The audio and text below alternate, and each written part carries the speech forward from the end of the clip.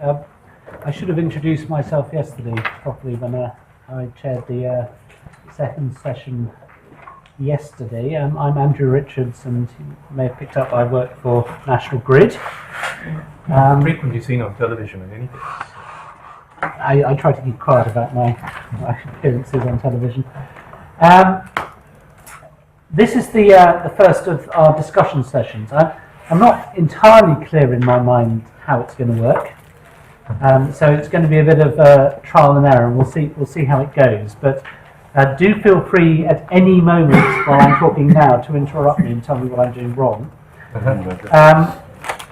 We've had a number of, all the talks we've had have been very interesting, and some of them have been directly related to forecasting. I entirely take David Brayshaw's point about the fact that this is about energy systems, but my introductory remarks here will be about energy networks as in electricity, because that's what I know about. But if anybody wants to talk about any other form of energy networks as we go along, please feel free to do so. It seems to me that issues to do with forecasting break down into a number of different categories. And if I just very briefly outline what I think the categories are, that might give us some structure in terms of the discussion that we can have. First of all, I think we could ask the question, forecasts of what? What is it? What quantities is it that are of use to us in energy networks to forecast? And obvious things from my point of view, because I used to design models for this, are electricity demand, electricity generation, particularly wind and PV, which have some sort of stochastic nature because of the way that they are generated, although conventional generation can also be treated stochastically. Issues to do with economics. I think there have been a number of comments about economists and economics, but I think that the economic aspect of things is very important. Issues that the economics and the sort of legal structure of the market in which we work constrain the way that the network is used, and forecasts at the economic level, the market level, help us understand what's going to happen. And a subject that is difficult for people who are not power engineers, which I am not, to understand, is the constraints issue. When we build simple models, we tend to assume that as long as we can get supply to equal demand, then everything's all right and we've got no problems. But of course, we're trying to make things flow through a physical network. There are limits to how much power can be put through because of heating effects in wires, because of voltage issues, which come about because of the nasty nature of AC current laws. And there are stability issues because we're talking about huge machines that are spinning, that have inertia, but if things start not quite spinning at the same rate, you can get oscillations developing in your system, and these are things that have to be avoided. These are extremely difficult questions to tackle, but without forecasts of what is going to happen, we have no way of dealing with these sorts of issues. So that's forecasts of things. The scale at which we forecast is important. Both scale in terms of how far ahead, we've all got a good feel for whether we're talking about 1 hour forecasts or 1 day forecasts or a year ahead forecasts or 10 year ahead forecasts. They have their roles to play depending on who you are, but also the scale in terms of what sort of locality you're talking about. Are we talking about the domestic level, as in our earlier talk, or the distribution level, national levels, continental levels, once we start including the system and thinking about interconnectors between countries and the effects of weather systems on the whole of continental Europe? And David mentioned a scenario of a blocking system producing dry weather in Norway drying up the hydro reserve so that we can't use that buffering to cope with low wind in the UK. So thinking about the different scales at which we're forecasting, the sort of gross methods for forecasting, whether we're talking about statistical forecasts, forecasts based on meteorology, economic style forecasts, that's an issue. Several of the talks have talked on how we judge forecasts. How do we come up with a metric which tells us whether or not a forecast is useful to us? We've had some talks on the particular design of forecasting schemes, various statistical techniques from the parametric methods that we had on the first day, the dynamic linear models that we talked about, and the adaptive time series techniques that we've heard about. The thing which we haven't heard so much about, although it has been touched on in Paul's talk, these forecasts have to be good for people. They have to provide some good. So they provide good to particular stakeholders. The first one I wrote down was the grid operator for some reason. Grid operators, distribution operators, the electricity companies who actually sell electricity to individuals, the owners of the generators, the individual customers who buy the electricity from the electricity companies, governments, and a sort of general societal good. All of those are, people have different needs and different definitions of what a good energy system is, and different forecasts might give different benefits to different groups of people there. So that's a sort of overview of some of the things that I think we've touched on in the talks we've heard. In no particular order, I don't want to sort of initially pick on any one area there, but is anyone willing to sort of kick off with a comment or a question or an observation or a lead into a discussion here? Just one clarification of on the economic modelling. Are you talking about the short run or forecast looking years ahead there? And what kind of forecasts of what kind of quantities are you referring to? In my mind, I think the most important thing to understand in terms of going forward, I'm thinking about forecasts that are more than a year ahead, because I think one of the big challenges we heard about yesterday essentially is in how economics can help us in terms of electricity market reform in this country, structure of markets, the framework in which companies such as mine and companies such as the generators are incentivized to behave in ways that are actually going to benefit society. Okay, so you're talking there about, given if we set a particular market structure, what will the consequences of that be? Yes, but that's at one level. So I think that's the most important. Yeah. But there are obviously other things which are very important. If you're an individual customer, you've got to buy your electricity, and there is a price there that you've got to pay, and that price isn't directly related to the price that National Grid is paying to generators. It's obviously driven by it in some sense, but it's a long way down the chain. Yeah. And the connection between how much an individual customer is paying to their electricity company and how much is being bid at in the market, the electricity market, is something that is certainly beyond me. Yeah, and I suppose that we also have, very important for long-run demand forecasting, things like forecasting the general state of the economy, and so on. And I think the brief comment I'd throw in on particularly long-run market models or things like projections of generation investments or what have you, given a particular market structure, is that people all too often forget the difference between the models and the real world. I think it's very easy to confuse the two, but I think without some stab at the models, you're just walking in the dark.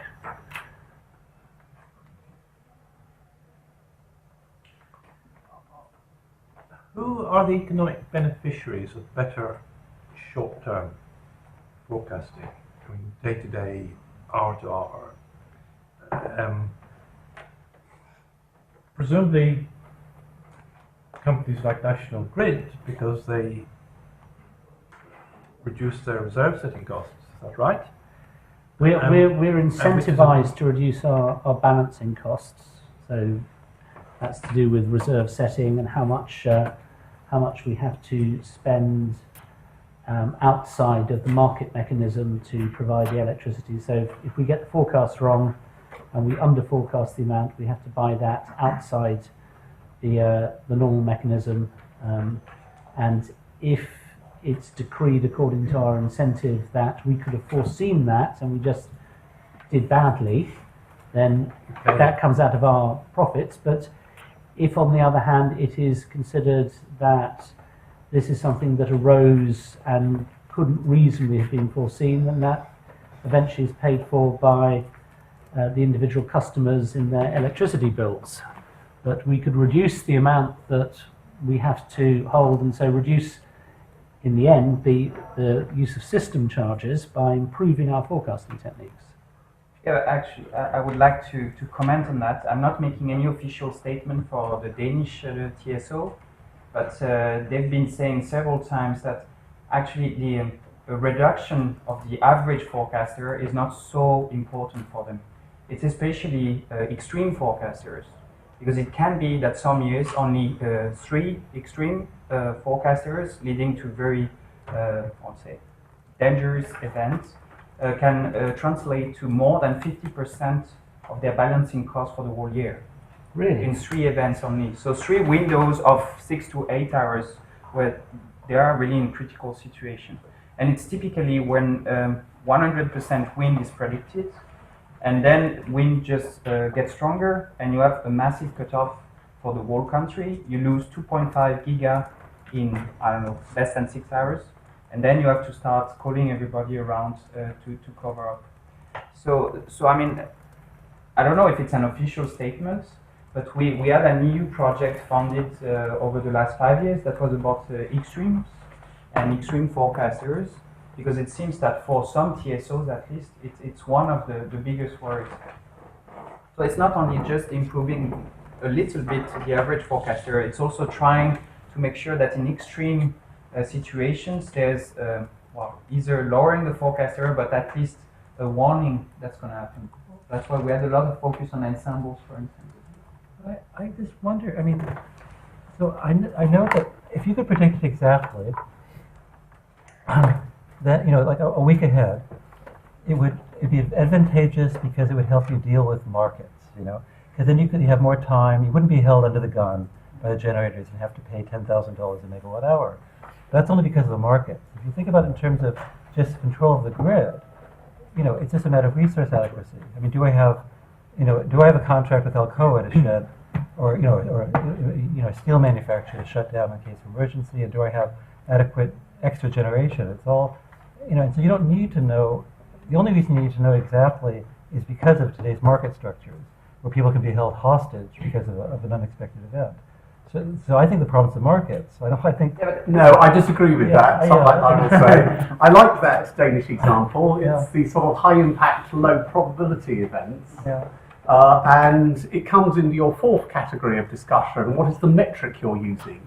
And you're saying your metric is much more focused on the extremes than the averages. And that's a valid metric and has got a lot of resonance in the electricity industry. For market traders trading electricity prices, A feature of electricity prices is they can spike so hugely, factors of 1,000. That's my point. Once you have to end up talking about markets to say it's a big problem. But that's not a problem for market structure, Yeah. because all electricity markets behave like that, because they're imperfect markets with the demand side not playing a very strong role. That's my point. And that's not a failure for market structure, that's the way electricity is. And you get these very violent price spikes, and it may well be correct that someone spends half their attention focusing on just 3 hours a year, or the top 3 extremes cases. I think for Danish general balancing prices must be fairly mild for him to spend half of his year's budget in 4 hours. But I can see that it could happen that way. That spills over into your metric, and the statisticians in the audience, I hope, are drooling at the thought of someone who's going to pay half his attention to the beyond 3 sigma events. Yes. Would it be able to diffuse the extreme problem of predicting the extremes by increasing storage capacity or something like that? I mean, Well, I think we would be able to modify the effects of this particular extreme event where we're talking about cutouts can obviously be dealt with on a short-term basis by having enough storage capacity. But it may be that that's not the only. If we just focus on one type of extreme event, you're no, it would not be Yeah. one type. I mean, I'm saying basically diffusing the extremes, ups and downs. I mean, that kind of thing. whether or not you can do that depends very much on the type of system you run. So if you are in Norway or Switzerland, you probably have got quite a lot of water up a hill which you can just drop down. If you are in the Netherlands, for instance, you might find that a little more difficult. You have gas. You have gas. But to put the challenge back to It's all you, sir, expensive. if someone has got to invest money in the storage device, do you think they are likely to invest in a storage device that is getting more than half of its annual income from just 4 hours in the year? Is that a very bankable project that you are going to get financiers to come in and support you on? But and the answer is exactly the point I was trying to make is that if there's a spot in the United States before fracking, the natural gas generators were going out of business because they were like farmers. They were hoping for the weather to be in their favor, and they get the $300 a megawatt hour in these rare events, and so they were going out of business. And the fact is that they were regulating the grid, and that value was never compensated. So there should have been contracts for the service they were provided. And with storage, of course, it's regulating the entire grid. It's essential to deal with these breakdowns that are going to happen. So I'll give you a talk on this tomorrow, but just like firefighters, you need contracts for services. Yeah, They come in. But the trouble is then that they are exposed to the risk of what those contracts have in them. Yeah. And so your return on your storage project now doesn't depend on any fundamental physics of the system, it just depends on the attitude of mind and generousness of a regulator that's setting your return base. And you want to swap. There should be auctions for these contracts. I mean, it's not like it just should be.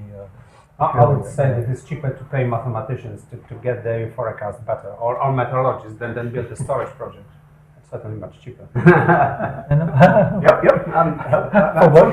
For what outcome? I mean, whose social welfare are you talking about? I mean, storage is a very brute force solution to a basic intellectual problem, I would say. So it's better to tackle an intellectual problem in an intellectual way rather than building enormous amount of storage at a horrendous cost. But depends on how you define storage. I mean, Sorry? Depends on how you define storage. I mean, Well, the can storage just which be- we have at the moment. Yeah, It's if it's just extremely like batteries, expensive. sure.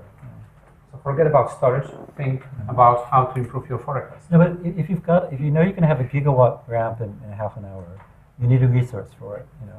And what resources do we have? We have gas turbine generators, we have demand response, and that's all through contracts with manufacturers. What else? I mean, so what am I missing? So what? Interconnectors. Yeah, and power electronics are going to help someone. But basically what I'm saying we is need resources. If That's you the can problem. predict it, it's not a problem because, well, we know how to balance the system. We have been doing it for 100 years. So if you can drive the cost down. If you have the resources, I mean, you know, like, You have the resource because there are plenty of power stations still around. yeah, in the UK, okay. There's another place in And the world, for sure. in the US as well, because what? You are saying the generators are running out of business, which means there are too many of them. No, which no, means now there they're are not, plenty because of them. fracking came in, so now the coal generators go out of business.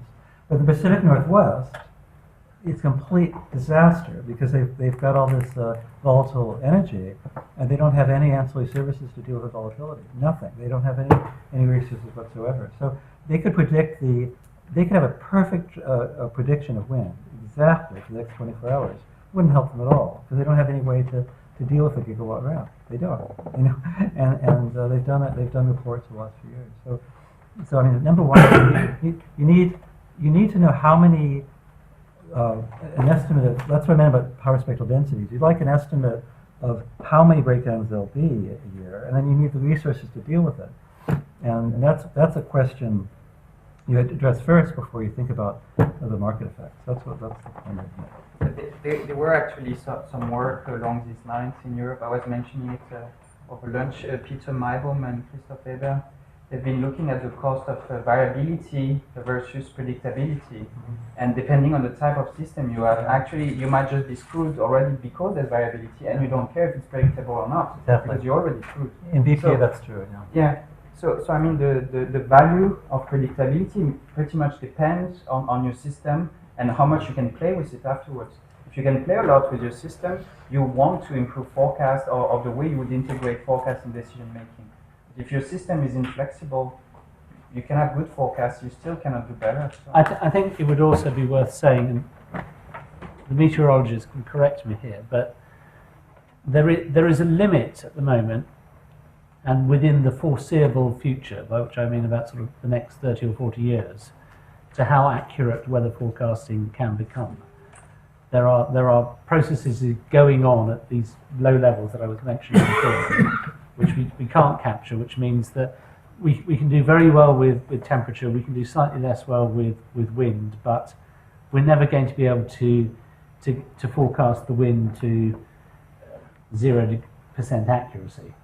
And you can spend an awful lot of money trying to improve weather forecasting techniques to get a better wind power output, and it will keep meteorologists in business, but we won't necessarily see a huge return on our money for a long time. So there's a flaw, it seems to me, to how accurate the wind power forecasts are going to be, and the cost to you is going to be hugely conditional on where you are on the power curve. And the nearer you get to the end of the power curve where the cutouts occur, the more it's going to cost you.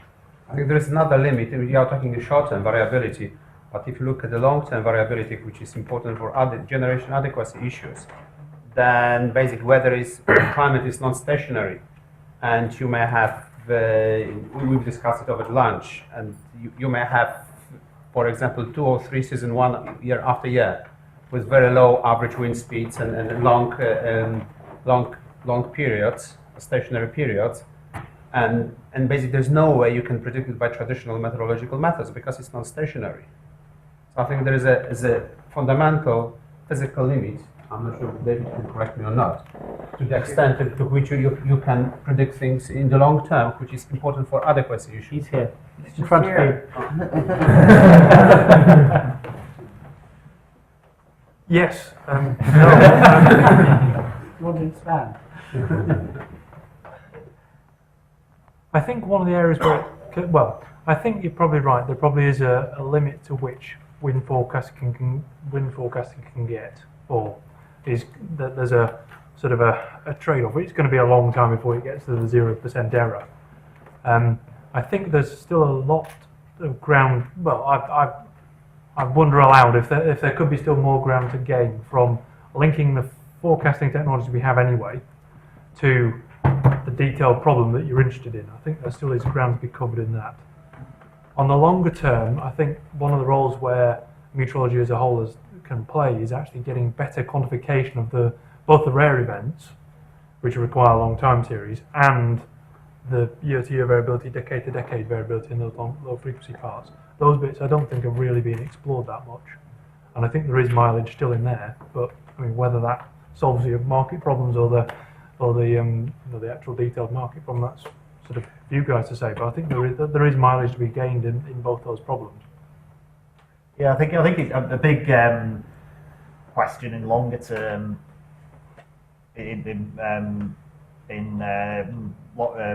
Wind integration studies looking further forward is exactly what Janusz has said.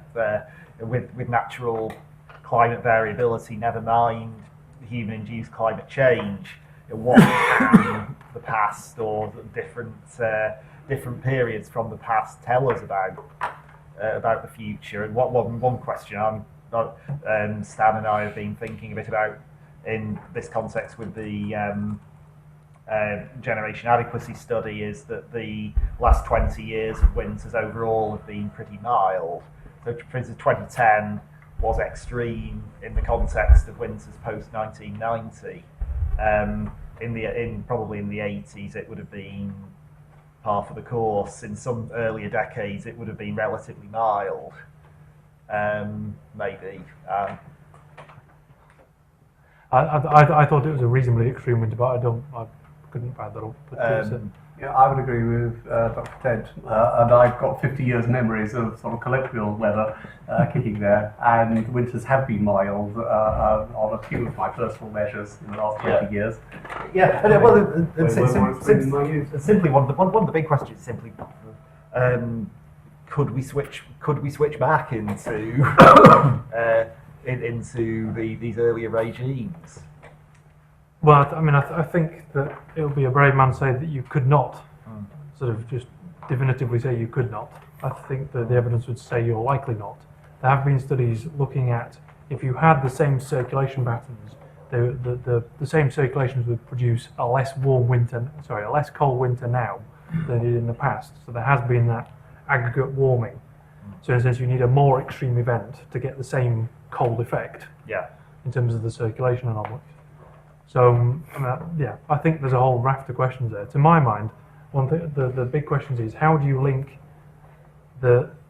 if you can actually reliably link weather and climate data to power system impacts, so a power system model of some form, then you have a whole suite of tools in the meteorological community for looking at long-term variability. That's what we do. Yeah. It's sort of bread and butter for us.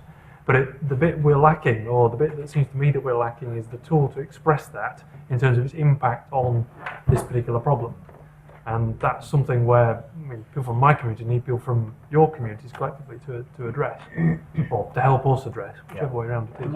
I would have thought, I may be entirely naive here, that was a relatively straightforward, simple problem, because a demand forecast model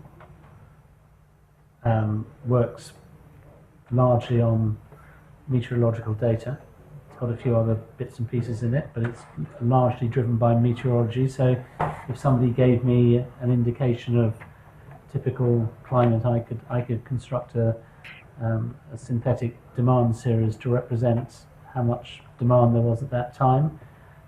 If I could do the same for renewable generation, I could probably do, if I wanted to be a little bit sophisticated, a bit playing around with failure rates of conventional generation according to changes in weather, because we know that gas turbines tend to fail more when it gets very cold.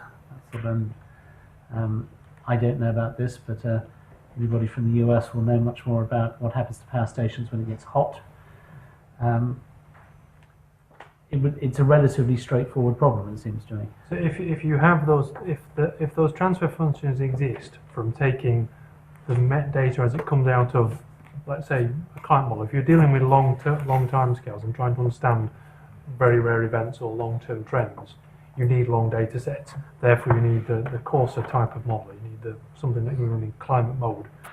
Now, the difficulty will. I'm not aware of anyone who's done a great deal of linking. Well, to link that to, say, a simple demand model, probably fairly straightforward. You just need temperature at a series of points and whatever other properties you want to throw in the mix. Now, I don't know what the details of the current demand forecasting model are, so that's one slight hurdle. We could overcome that. But in terms of the actual how that links to all the other components is where I think there's a link missing. So if we're worried about transmission constraints and all these other properties of the grid system, I think it's probably fairly easy. If we have something that transfers climate data or weather data to demand, or does that to wind, that's one problem. The next problem is actually simulating how the grid would work under actual weather conditions that are being simulated by a model. So you have an artificially long time series to understand the properties of the system rather than just one part of the system. That's the bit where for me, that's one of the goals I have, is to try and set something up of that form. But I mean, people have looked at demand towards the end of the century. I mean, they just do, it's linear regression. Well, there's versions on the theme of linear regressions of temperature on demand in current day. Extrapolate that with the future climate change scenario. Temperature goes up, demand goes up. It's, there's things of that nature on heating degree days, cooling degree days, that kind of thing. But I think it's the linked system where I think, well, personally, I think there's a missing piece of research. We'll talk about it.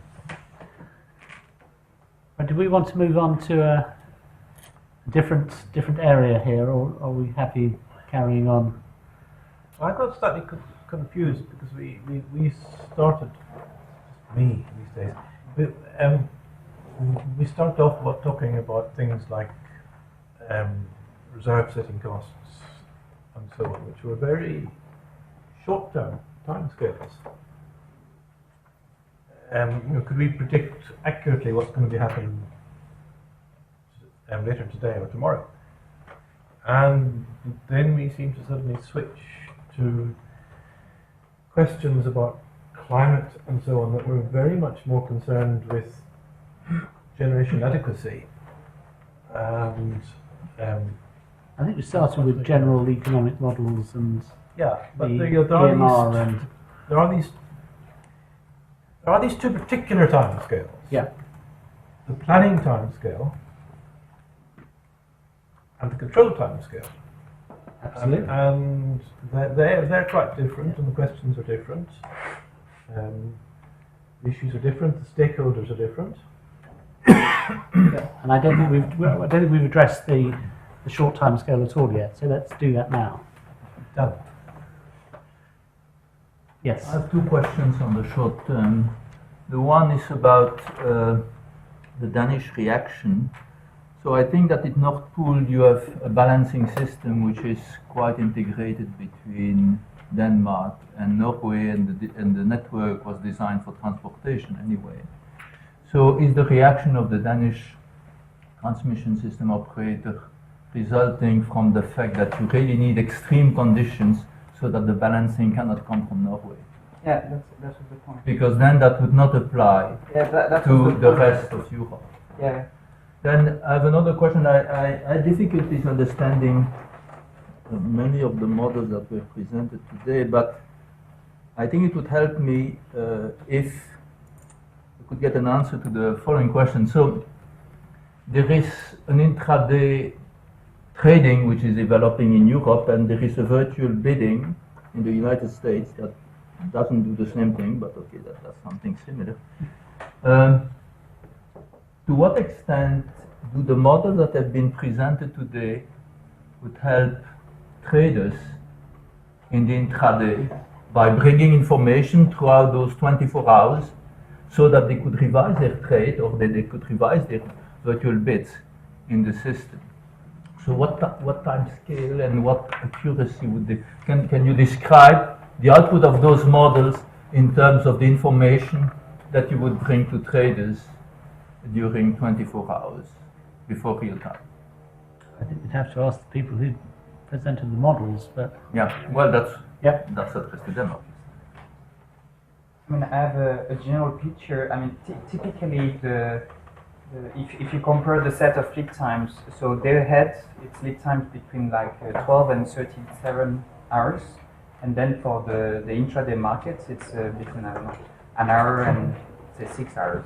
Well, you clear the market 24 hours in advance, and then you may revise your bids, and as you come closer to real Yeah, exactly. But so when you get to these shorter lead times, you typically improve your forecast by dividing the error by 2, or at least reducing it by 1/3.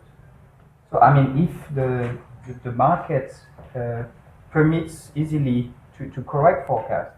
I mean, like in the Nord Pool, for instance, it's a great mechanism, but it's not that easy because when you make an offer, you're not sure it's going to be taken. So if the market is designed in a way where it's easy to make correction, there would be a high incentive actually to do Well, so. you have LBUS, you mentioned LBUS, so Yeah. you can trade all the time in LBUS and continue. Yeah, but you're not sure someone is going to take your offer. No, but So some people are not. well, the thing is, if you bring, in fact, I remain with the very rough and probably quite inaccurate impression that in order to know what's going to happen in real time, with wind, you only know it 4 hours in advance with accuracy. So, given what has been presented and assuming that you work on a large scale, and if you are trading on different markets, what kind of information could you bring to the traders as you move to the 24 hours? You really can give them improved forecasts that would increase really benefits of the people offering, and also I mean help balancing. And would that come continuously, or would you have a big, significantly better information at some 4 hours or 3 hours before real time? I mean, would you have a strong revision of a significant revision of the trades to 4 hours, or? But that depends on the weather conditions, because in certain weather conditions, your forecast from the day before is far off. And as you get closer to real time, and you have really this recent history of measurements, you're much better on track. So there's a huge revision. But in quite a few other situations, it's quite consistent the way the forecasts are being corrected as you get closer. So it will pretty much vary. And so given that there's been talks about the networks, the forecast on the network, could you improve the forecast on the demand and on the wind at different zones on the network and provide that kind of information? Improve the forecast both on demand, overall demand, in fact temperature, and wind on significant large trades. I think that's a longer discussion, but normally, yeah. And would that be commercially profitable today? Well, there are quite a few companies that make a lot of money with them.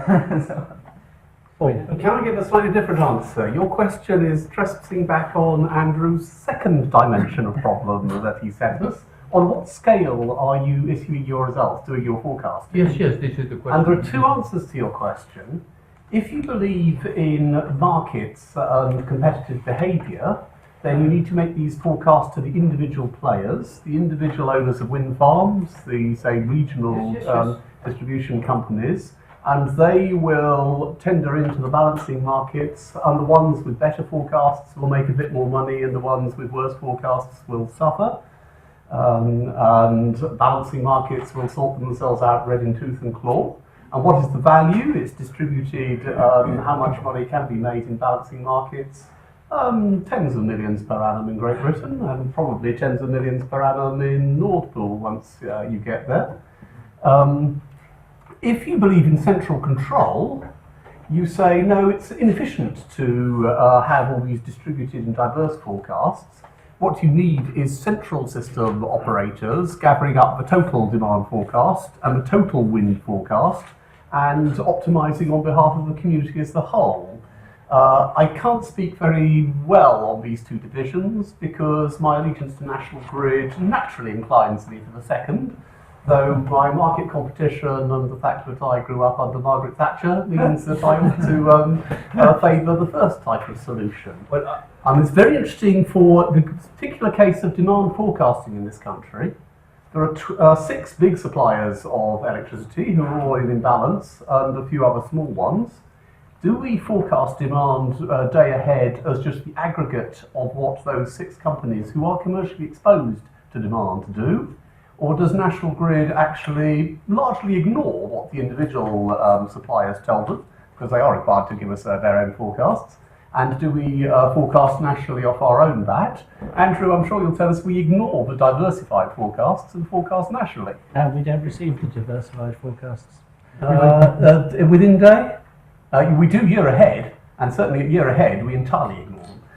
Well, year ahead, yes, In but terms of demand. if you have congestion in the system, you have to forecast on a regional basis, or at least on possibly not on a nodal basis, but on a sufficiently disaggregated basis. And it is easiest to do that sort of at the from a national viewpoint rather than disaggregated. And so for demand forecasting, we definitely go to the central pot of my answer at the scale on a national level. But for other activities and wind forecasting, there's a bit of an active debate in this country at the moment whether National Grid should have a role as central wind forecasting and sort of do it on behalf of the market, and then individual wind farms don't need to forecast their output. They can just get their fraction of what the National Grid forecast is and not have to worry. That's true, but if you take position on the conventional plans, it's important for you to know whether the wind will take over in real time. Yeah. And you then stressed us into what's the metric. I've heard a lot of debate this afternoon on what is the metric of your forecast.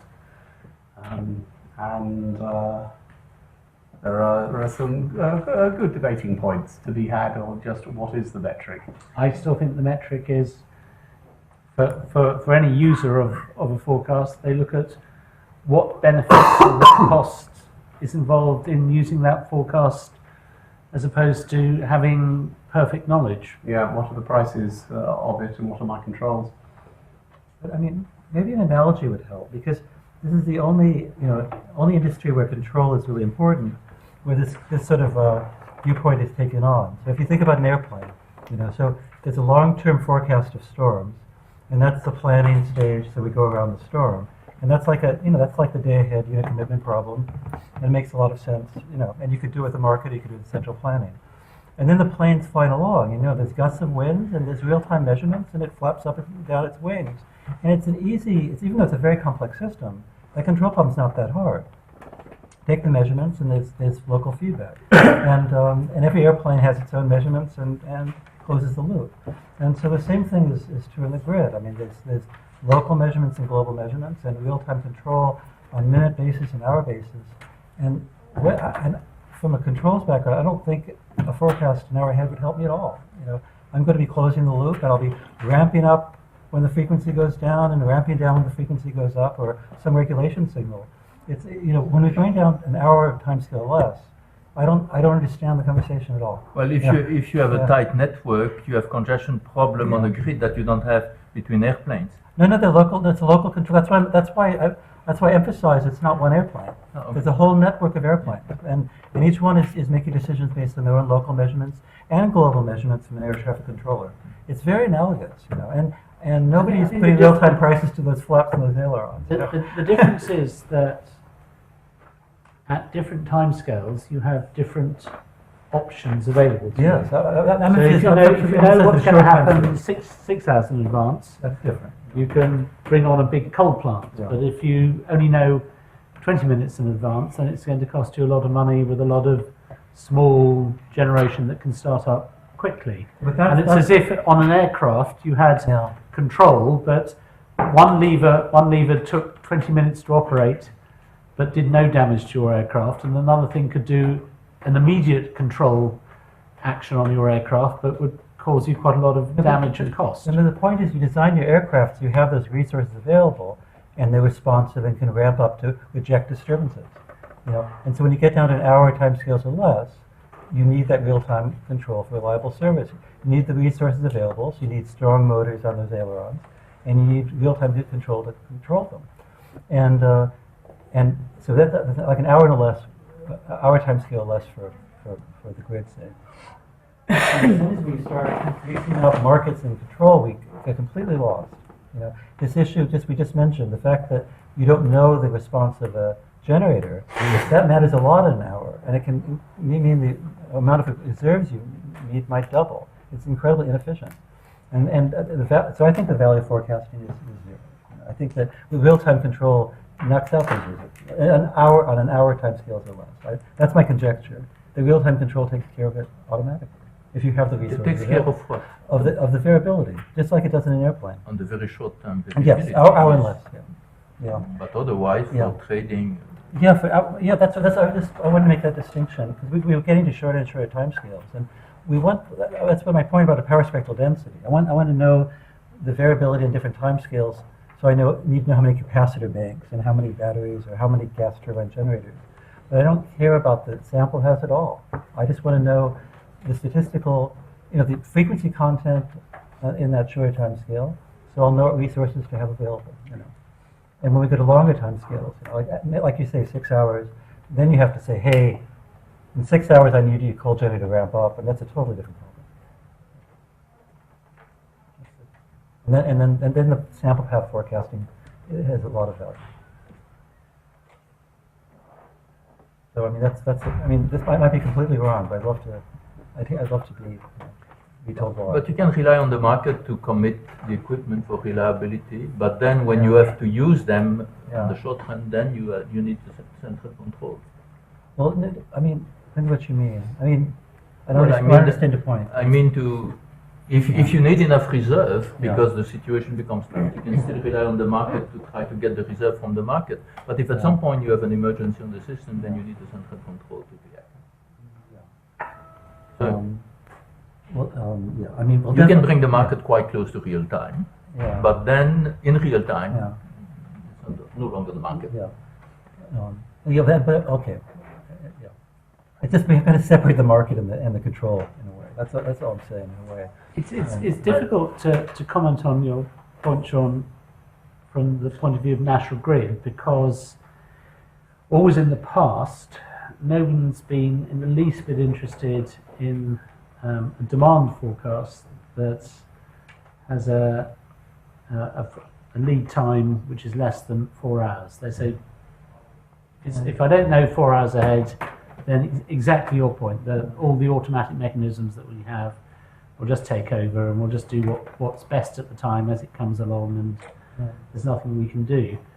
And at the moment, we don't have enough wind on our system to change that viewpoint significantly. But I can see a situation when, once we have more wind on the system, our ramp rates can become so great that actually a forecast an hour ahead would actually help if we could adapt. That was my point about Bonneville. If you look at the Pacific Northwest, and you see they get a gigawatt ramp, in an hour. It's every day, and they just need those resources to take care of it. And as you point out, it's the volatility.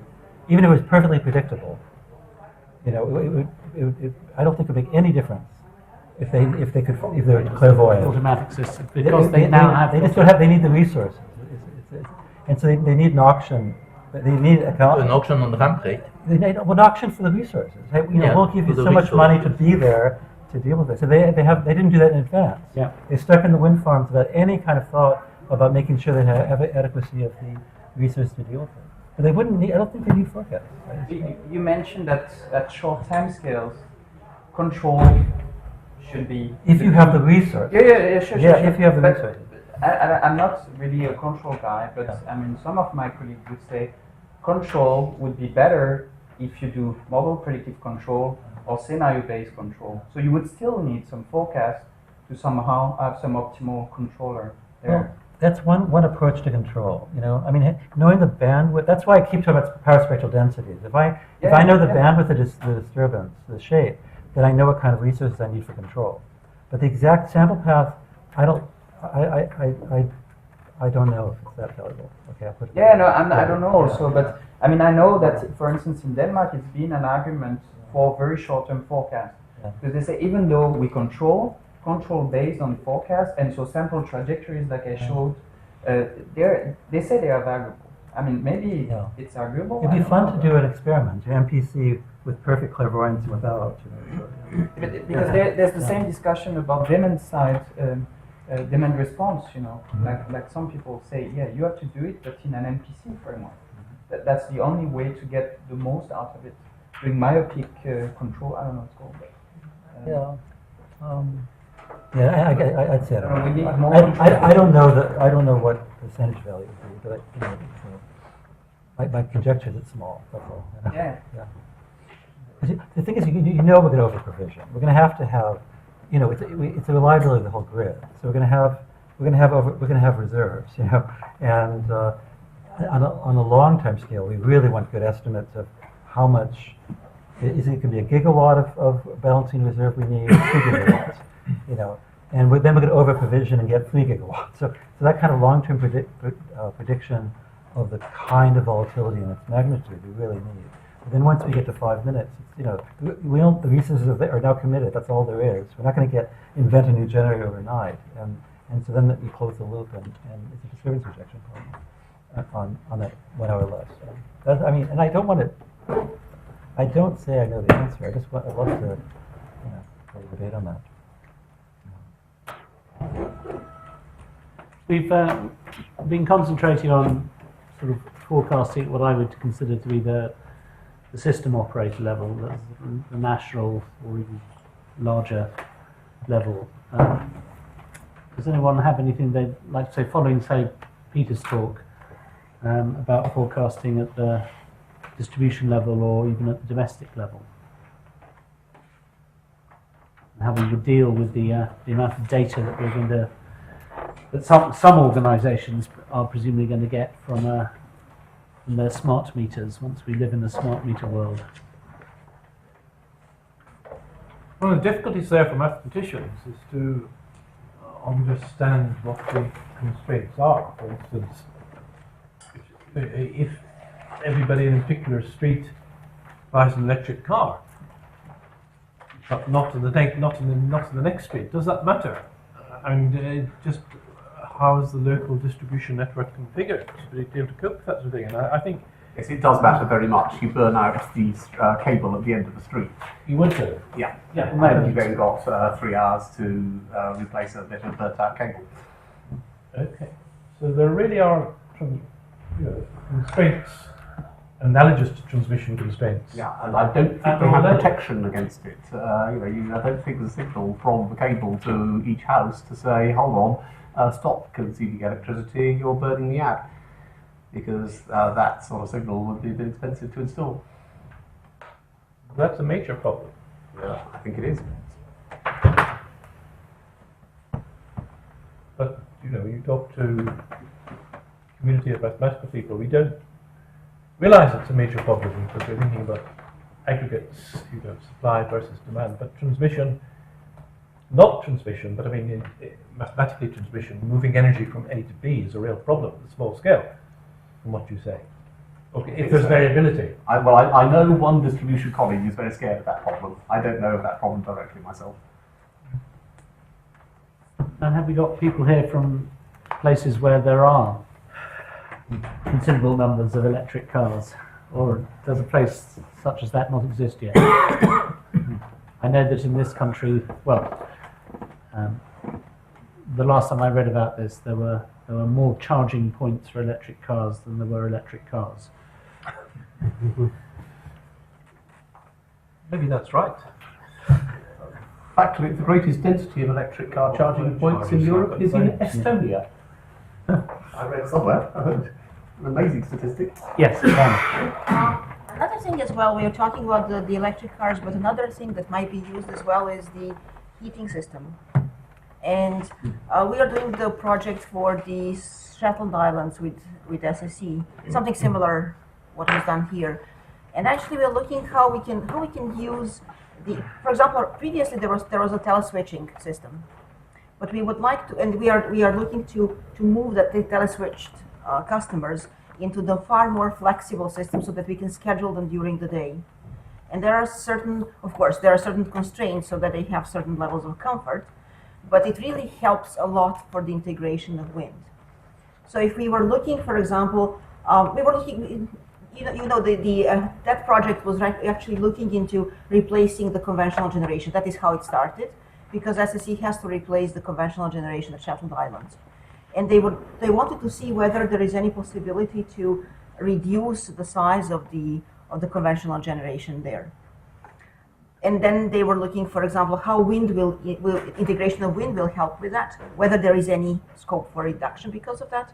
But it seems that the major thing that might help with is actually the flexibility that is coming from some kind of a controllable load, and heating is one of the ways to go ahead with that. So controlling the flexible load Yes. in such a way that you cope with the variability. Exactly. of the So, wind. so there are certain storage heaters which are claimed to be also frequency responsive. So this relates directly to Jean-Yves' talk yesterday. Well, I guess it really relates to some additional things how you can help with integration of wind. And we were starting talking about electric vehicles. They might provide some flexibility, but another way to provide flexibility can also be the storage heating. I mean, essentially, a storage heater, just like an electric vehicle, is just a Yes. So. is a method of as frustrated demand. Mm-hmm. The point is whether the demand will see whether it has been frustrated or not, whether it will learn about that. Because with the inertia of the building dynamics and defining this kind of comfort band, it might actually be that you never notice that the system has been You operating might not differently. notice, but eventually the Yeah. building is going to have to receive its input of heat to keep it at that comfort level. So there is going to be some frustrated demand, even if it's not consciously frustrated. But it is divided in a number of different groups. So then the groups are moved around time. So to, for example, use the most the wind, which is available at certain times. And to try, we were also looking to minimize the change in the output of the conventional generation, because it really doesn't like to go up and down too much. So ramping of that, or And have you looked at the impact of the forecast errors on the way that the system operates? that is the next step that we are going to look at. So this is something that is going. I mean, we have noticed that there are of course, even if you have a very nice prediction, wind is going to fluctuate around, and you have to make up for that. But some additional forecasting is coming into as the next step.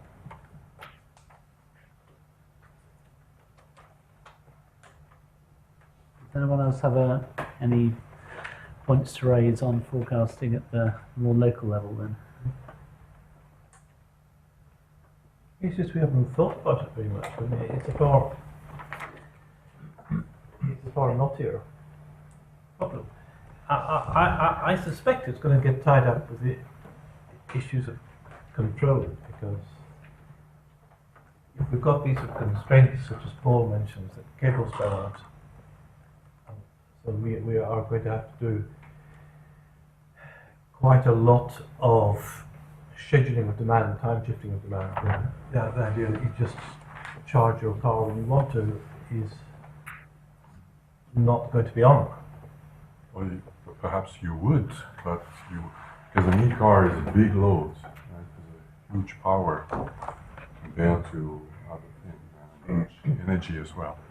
So I could imagine that you plug the car, but then there's some intelligence in fact, the cable that connects to your battery would talk to something that would execute the schedule or something. Yeah.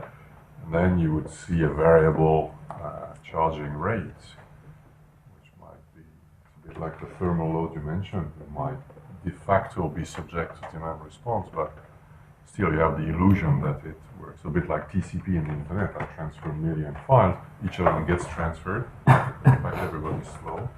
It's similar.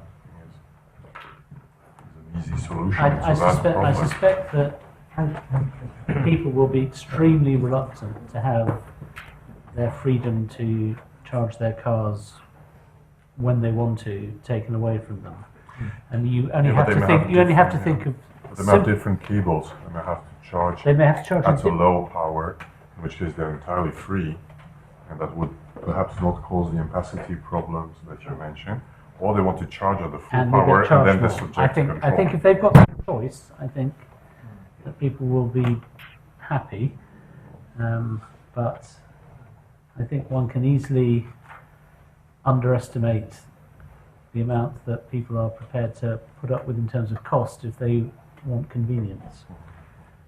Yeah, I think one piece of learning we got out of the smart grid trial we're involved in is that we found it pretty much impossible to recruit customers for direct control approaches. Yeah, that as I say, that was a useful piece of learning. The one key feature, I think, of local forecasting methods, and this crops up with a lot of issues at distribution level, is that you simply have less ability to do specific studies than you do when, for instance, forecasting demand at transmission level. So you have, you may be, I mean, I don't know so much about the statistical methods involved, but you do have to have a slightly different approach to studies when you have to use more sort of generic information that doesn't apply to that specific case, and then maybe update it with what specific information you can get. I wonder if this isn't another area where, because getting the data is, as you say, difficult, and you can't get the quantity you need to get the error bounds where you want them, that some recourse to work with less mathematically oriented, I mean, sociologists, and just telling us how to design systems to make it easier to do this. Yeah, I think Johnny's analogy with the internet is very interesting, because we don't have to wait until we're allowed to connect to the internet when we want to look up something, which would drive us all nuts. It's just that there are good times, there are fast times and slow times, and we maybe also know when the fast times are,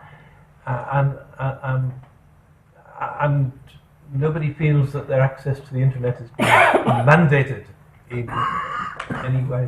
And it may just be cultural. It may be cultural, but I can think of I'm sorry, I apologise for going down the sociology route, but I can think of situations where you just got home from work and either you or your spouse, depending on who you are waiting to give birth, and you need a charged car to get you to the hospital, and the TCP model where, oh, it's all right, your car will be ready in 5 hours' time, isn't adequate.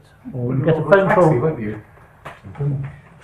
I think this is where we, and this is the point we discussed a bit with Stan and Frank Kelly and co, that EV charging, say in a single street, is to an extent a problem of sharing energy over time.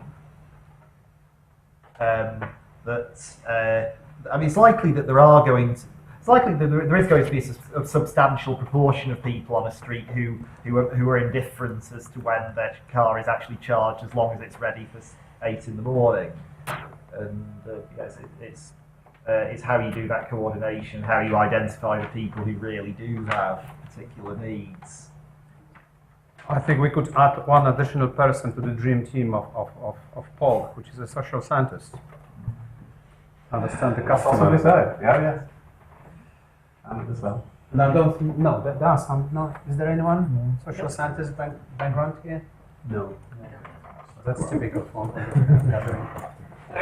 I think we are all scientists, so we are ignorant and arrogant. We think we know, but we don't.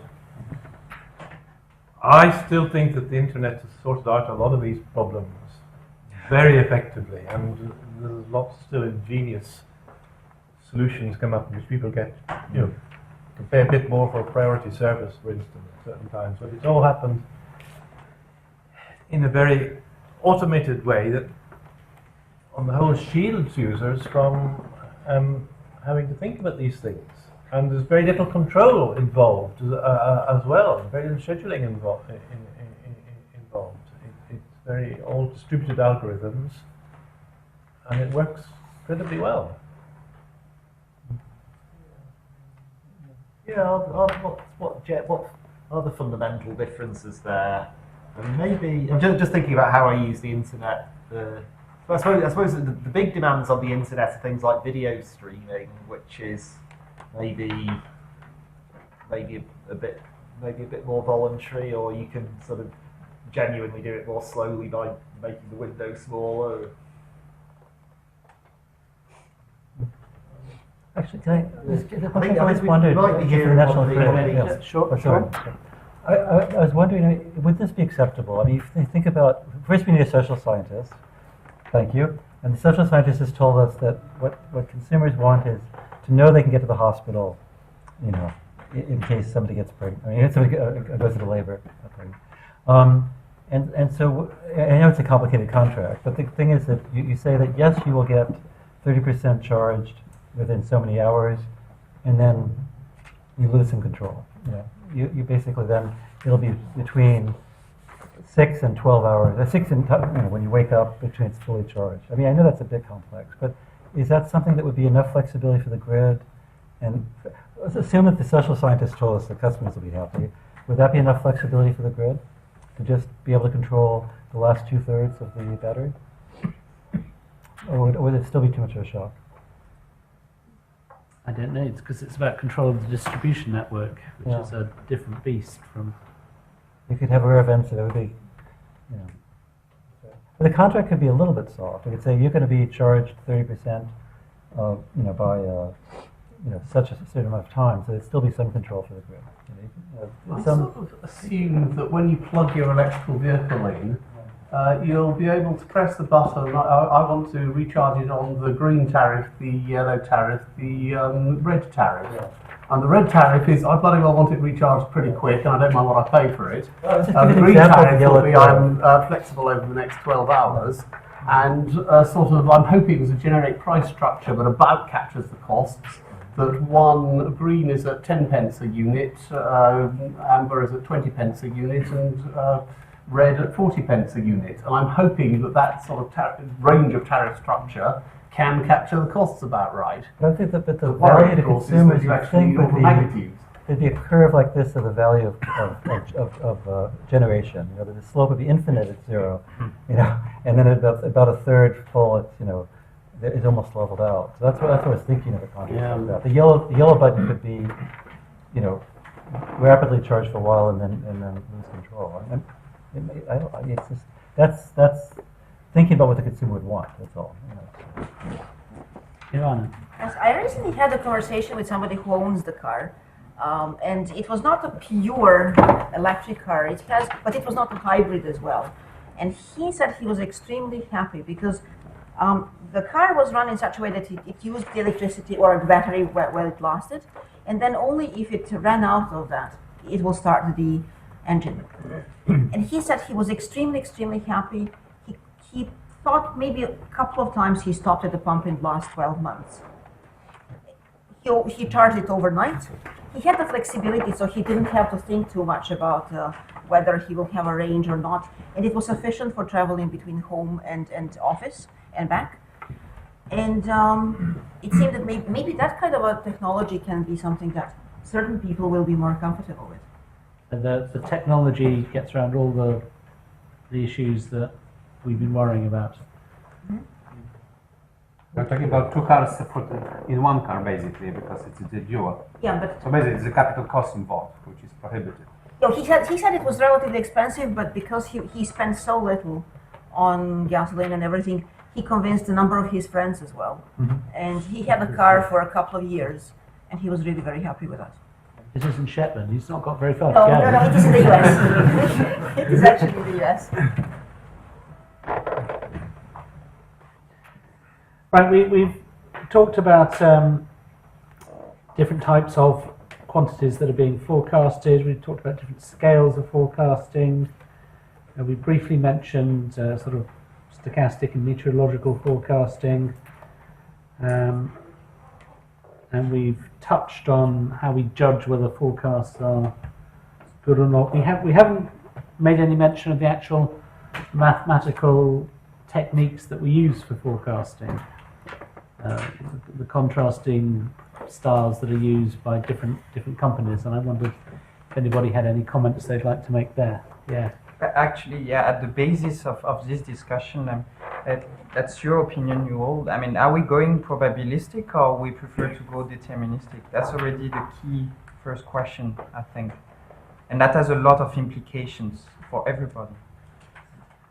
I have a subsidiary question to that. If you go probabilistic, do you think that you can use that in a stochastic programming context to progressively generate that tree that was mentioned in the stochastic unit commitment? So can you do not only the forecast but also use it to have a reasonable manageable tree?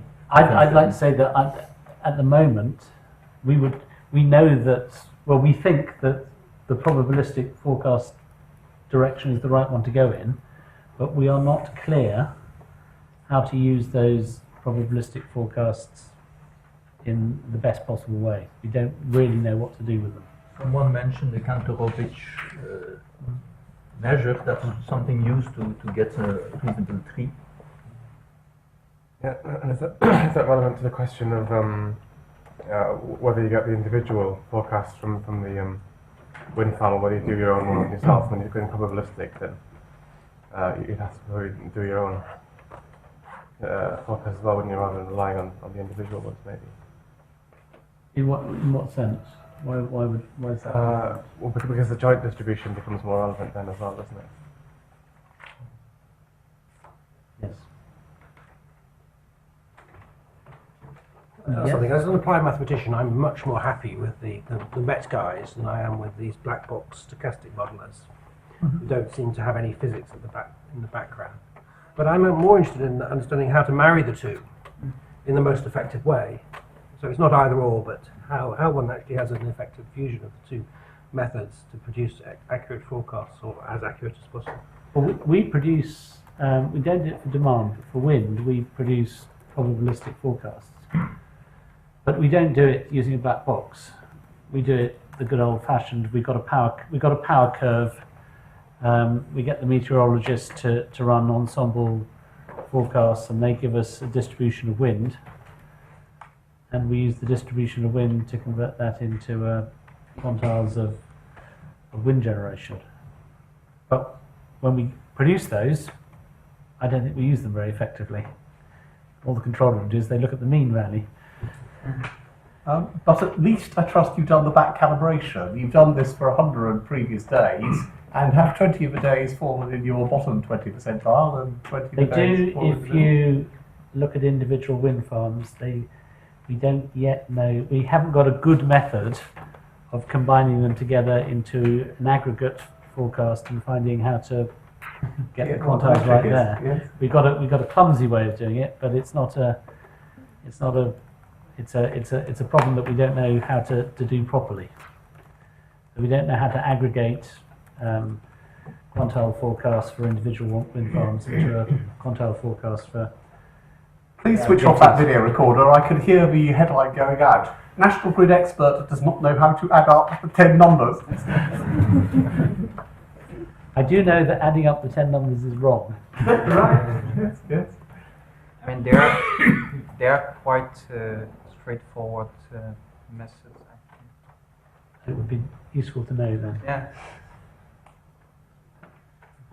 But I mean, just to comment on Eve, that was the topic of my presentation. I don't know, maybe if I was clear enough.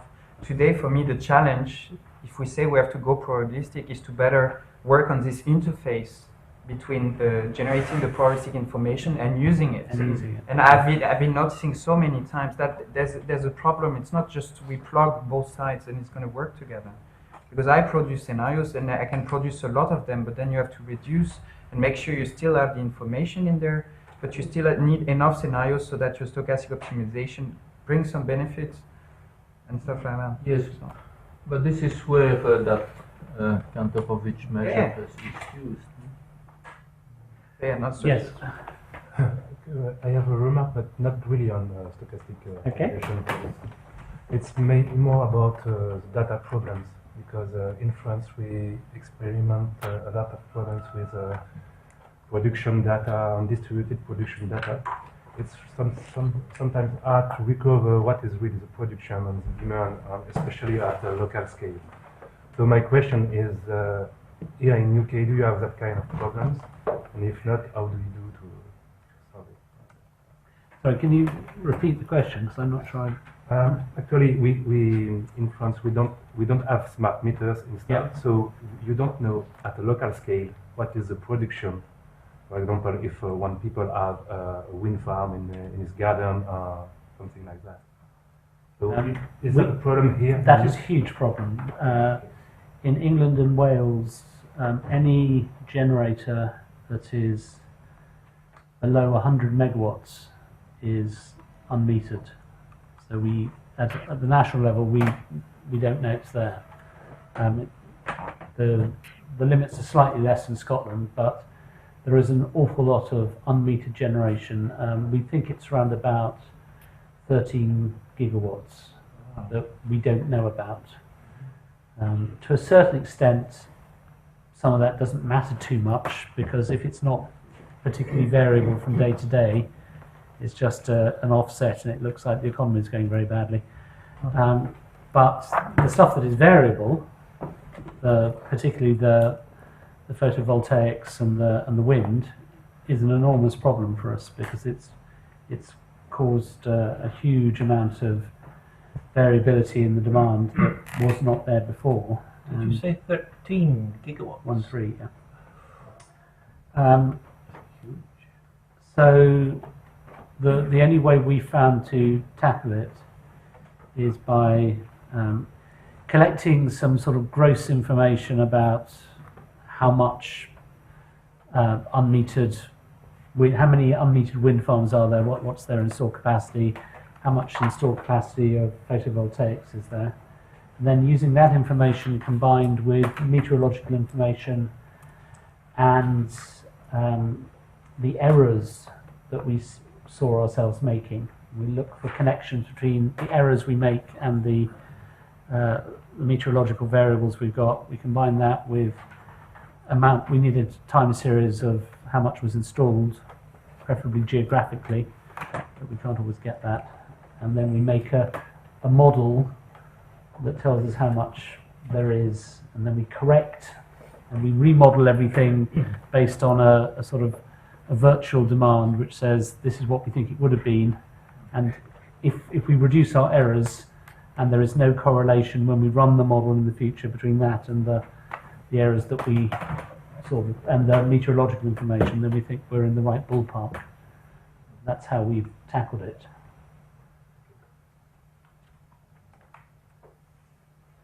If there's a better way, let me know.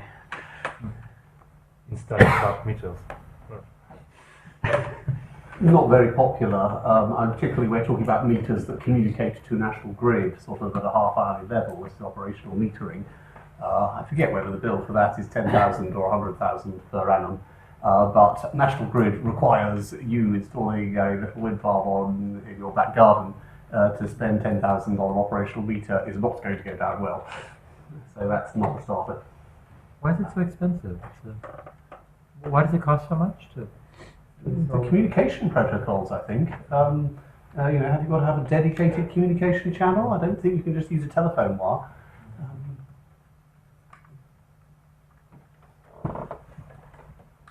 On the other hand, if we had some data, if you had a little box in your garden that collected half-hourly data and stored it, and then once a month when traffic was low, it sort of pumped it through. That would presumably be cheaper. It wouldn't have to be live. Yeah, it would just have to be a store of information, so that modelers could get to work. We're back into the value of the smart grid. One observation I'll make from about 20 minutes ago: where is the value in the smart grid? Can the grid sort of cope? Do we get enough service for the grid to cope? I've seen one study that says that half the value of the smart grid is at the distribution level, and the other half is at the transmission level. I don't know if that's generation, I think. Transmission is the last. The last generation in generation. Okay, if it breaks down power system to generation and transmission. Yep. Transmission ladder is already quite smart, so basically there's not so much Not a value you lot can make out for of us it. to squeeze out of it. Yep. And you know, if that is true, that is an interesting truth, and is of help in these discussions. Because you needn't worry about the value of smart grid to transmission, because it's second, third order. Right, we've reached 5 o'clock. Are there any other comments that anybody would like to contribute?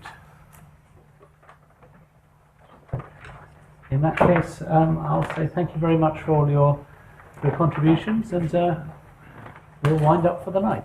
Thank you.